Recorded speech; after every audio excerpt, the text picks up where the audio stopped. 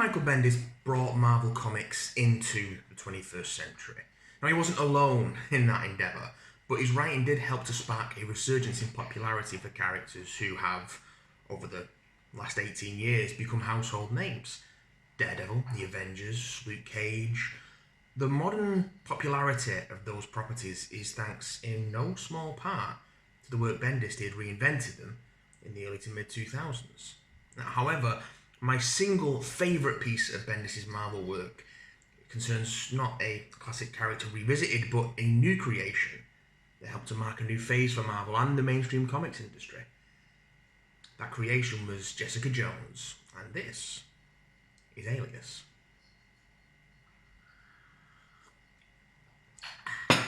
Alias launched Marvel's adult-oriented Max imprint in 2001 and wasted no time in laying its cards on the table.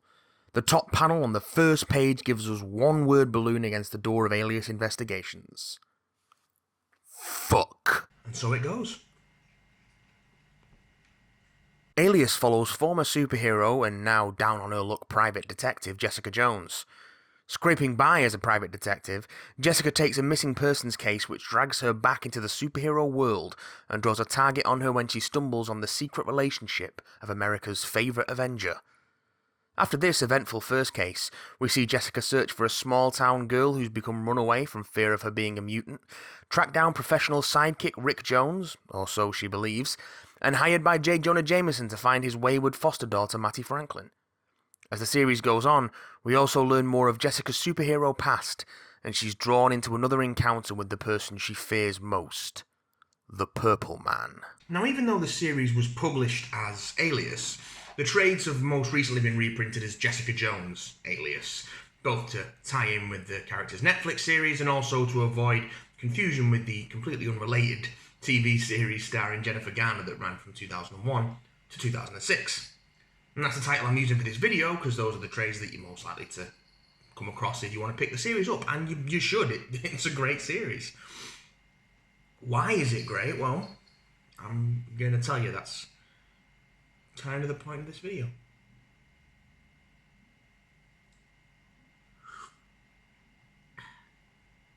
First off, feast your eyes on this. Michael Gaydos is the lead artist on this series, and his sketchy, rough-line style with heavy shadowing give this book the noir visual stylings to match Bendis' hard-edged, snarky script. The layouts are used very flexibly to give motion to the motionless. A trademark of the series became scenes of Jessica taking a case, pairing her quiet reaction with the client's outlining of the situation in increasingly tight close-up. This composition gives the illusion of a camera cutting shot, reverse shot, and it's layouts like this that give the series its film noir feel. This is a shady detective story, and almost the whole thing feels overcast even during the day, thanks to Matt Hollingsworth's excellent colouring. There's a haze over so much of the early issues, as if we're seeing it all through the veil of Jessica's constant hangover. Even in its brighter moments, after Jessica takes a step out of the shadows and rekindles her friendship with Carol Danvers, the colours remain fairly muted, and the heavy shadowing is always there, reminding you that we're in a darker corner of the Marvel Universe. Gaydos also gets to really show some versatility here as well. In the two-issue Secret Origin of Jessica Jones arc, Gaydos explores Jessica's past, him and Bendis weaving Jessica into the history of the Marvel Universe. Starting with Jessica as a classmate of Peter Parker with a huge crush on him, we see her attempt to ask him out thwarted by a fateful spider bite, a near miss with the truck of chemicals that would lead to Daredevil's origin, and finally, the accident that gives her powers. Unfortunately for Jessica, the accident also kills her family and leaves her in a 6-month coma, which she comes out of as the Fantastic Four battle Galactus atop the Baxter Building. We see her discover her powers and attempt to deal with this as well as the loss of her family and navigating being a teenager. It's a great detour that serves as a breather before the emotional intensity of the final arc, Purple. You know, what makes it such a great showcase for Gaydos is the way in which he alters his style to evoke the early Ditko and Kirby stories, bolder lines, softer figures, and it actually ends up very reminiscent of Mike Allred's very pop art influenced style. It gives the arc a retro feel that I really like. Gaidos' style also becomes darker and more in line with his usual style for the book as we move further through time into Jessica's late teenage years and the darkening of her character. We do also get some small but vital contributions from other artists. We've got some lovely flashback sequences from Bendis' Ultimate Spider-Man collaborator Mark Bagley and some really cool pages from Rick Mays, but ultimately, this is Gaidos' series. Brian Michael Bendis is clearly enjoying exposing this underbelly of Marvel's Technicolor New York. The series becomes even more deeply tied into the Marvel universe as it goes on, but Bendis wastes no time in burying Jessica up to her neck. She's a former Avenger, albeit a very short-lived one, and a friend of both Luke Cage and Carol Danvers. Matt Murdock appears, and he and Jessica would visit each other's books from time to time as Bendis was writing them both. We're going to talk about Bendis' Daredevil at some point in the future. It's great as well. The first issue ends with Jessica stumbling upon the secret life of Captain America, and the first arc revolves around the conflict that this causes. Make no mistake, dark as it is, this book is absolutely the Marvel Universe you know and love. Just with swearing. And butt stuff. Well, maybe butt stuff. It's implied. Anyway, the lack of restriction on content gives Bendis free rein to pick apart superhero life. A murkier moral compass helps him reinvigorate Luke Cage as a man apart from the superhero crowd, just looking out for his own neighbourhood.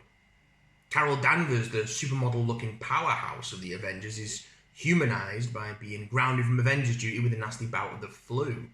And her renewed friendship with Jessica helps give the series a heart. Their coffee date in issue 6, it really feels like two friends catching up, and it showcases Bendis' knack for snappy, authentic dialogue. People like to dunk on Bendis for making everyone sound the same, but when he's at his best, what he's really doing is making him sound real, and this book's just chock full of that. Issue 15 is entirely that, in fact. An entire issue dedicated to two conversations. First is Jessica verbally sparring with Luke Cage about sex, consent, and the nature of their relationship, in a scene that also lines up with Bendis' concurrent run on Daredevil, in which Luke and Jessica act as bodyguards to Matt Murdock after his identity as Daredevil is made public. It's a great scene that really gives Luke Cage more depth as a character, and reinforces the relationship between the two, which begins here and has been a constant for both characters over what is now nearly 20 years. The second conversation is Jessica's first date with Scott Lang, aka the second Ant-Man, who here serves as something of a better to Luke Cage's Veronica, if we want to reduce Jessica's love life to an Archie parallel. This scene highlights all the things Jessica and Scott do and don't have in common, and goes to show that a more mature relationship might help to curb her more self-destructive tendencies. What's great about this series is that even in this first conversation, there are hints that Scott doesn't understand Jessica in the way that Luke does, and that the way in which he helps to curb her impulses might actually be more harmful long term. It's a doomed relationship from the start, and there's enough depth here that what seems like a good thing on first reading becomes, with the context of later issues, much less clear-cut. The series is also chock full of Jessica's endearing internal monologue. Jessica Jones is not a successful, well-liked, or particularly good individual, and it's all those things that make her so compelling. She's more than a bit of a mess, like so many of us are. She's struggling to make ends meet however she can. She makes mistakes, bad decisions, ends up in a bad relationship. She can be standoffish and rude, and her attitude can land her in trouble. Yet, at her core, she's still relatable. Likeable is perhaps too strong a word, because she's so recognisably human.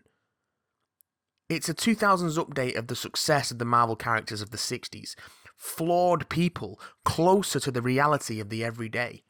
A story for the dropouts, the down on their luck, the people passed over by glory.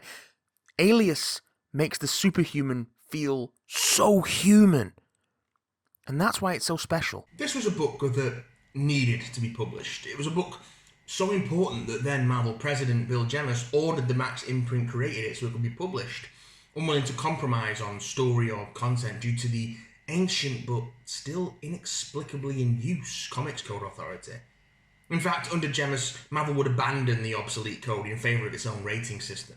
Alias is Marvel's first comic on its adults-only imprint, and it actually feels like a story for adults, bringing Bendis and Gaydos' indie experience and sensibilities to bear on Marvel's universe, and making everything it touches feel more relatable, more human. It's a Marvel classic, some of Bendis' finest work, and a book anyone with an interest in the Marvel Comics universe should read.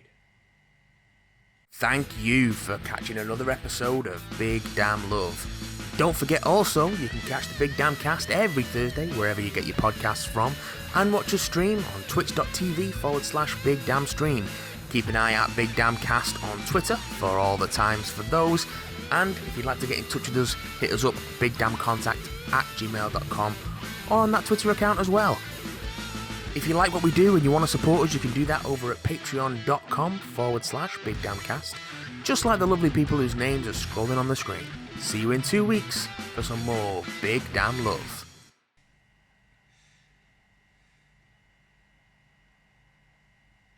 I also really like Stollen.